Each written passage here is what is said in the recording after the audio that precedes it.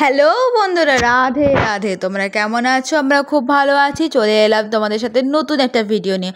অনেক দিন পর একটা ভিডিও নিয়ে এসেছি, সেই এনেছিলাম নন্দ উৎসবের দিন। তো দেখতে পাচ্ছ গোপুর সঙ্গে আমরা এক কালারের জামা কাপড় পরি রেডি করে দিয়েছি, মুখ হাত পা ধুয়ে। দেখো ওখানে আমি ওদেরকে খেতেও দিয়ে দিয়েছি, এইদিকে ঘি আর ওর মধ্যে কর্পূর দিয়েছি, কারণ এটা সারাটা বাড়িতে নাকি জ্বালাতে হয়। আজকে অমাবস্যা, কৌশিকী অমাবস্যা বলে ওইদিকে ধূপকাঠিতে আরতি করে দিয়েছি। দেখতেই পাচ্ছ এখন বাজে তোমার 6:25। আমি প্রাইভেট থেকে এসে ওদেরকে আগে রেডি করে নিয়েছি, খেতে দিয়ে দিয়েছি। এবার ওটা আগুন জ্বালিয়ে সারাটা বাড়িতে প্রদীপটা দেখিয়ে দেবো। নিয়ে দেখানোর পর দেখো ঠাম্মি আমি সব রেডি হয়ে গেছি, মিঠানিকে এখানে রেখে চলে যাব।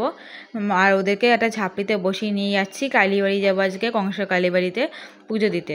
দেখো আমি রাস্তায় বেরিয়ে গেছি, এটা হচ্ছে দাসপুকুরের রাস্তা দিয়ে যাচ্ছি আমরা টোটো করে। তো এবার আজকে বাইরে থেকে মনে হচ্ছিলো এত কম লোক, কেউ যাচ্ছে না। নিয়ে দেখি না, ভালোই লোক আছে।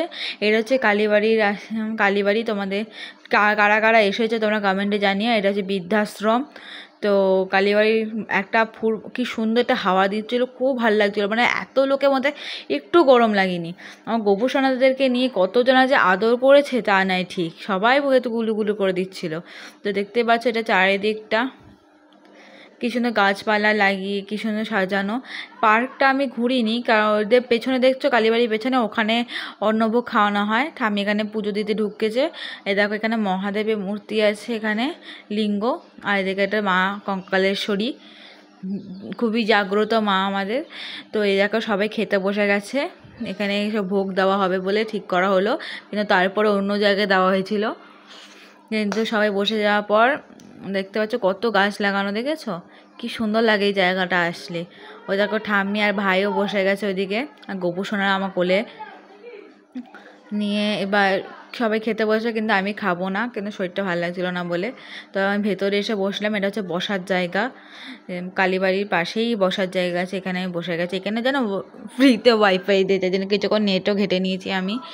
তো দেখো গোপু সোনাদেরকে নিয়ে সবাই কী সুন্দর আদর করছে, দেখছো? এরা তিনজন মিলে কী সুন্দর আদর করছিল, গল্প করছিল, কথা বলছিল ওর সাথে।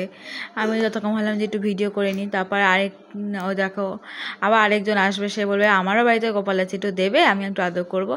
সেও এসে ওকে কি সুন্দর আদর করে গেল, আদর করলো, কি কোলে নিল। তারপরে আবার ঠাম্মি কোলে দিয়ে দিল। আমি আবার কিছুক্ষণ ওকে কোলে নিয়ে বসেছিলাম। আমাকে কেমন লাগছে তোমরা কমেন্টে জানিও। আমি এইভাবে গেছিলাম, আমার চুল বাঁধাটা একদমই হয়নি। তো যাই হোক, দেখো আমরা খেতে বসবো যাবো বলে এখানে লাইনে দাঁড়িয়েছিলাম, কিন্তু প্রচুর লোক, আর 40 জন করে ভেতরে ঢুকাচ্ছে বলে আমি আবার বাড়ি চলে এলাম। ঠাম্মি বাড়ি এসে রান্না করে খেয়ে নেবো চলো।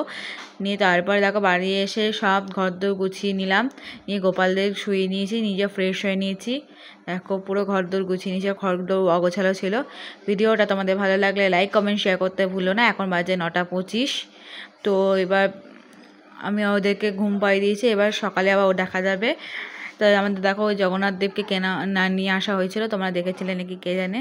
আর ভিডিওটা ভালো লাগলে লাইক সঙ্গে করতে ভুলো না, প্লিজ সাবস্ক্রাইব।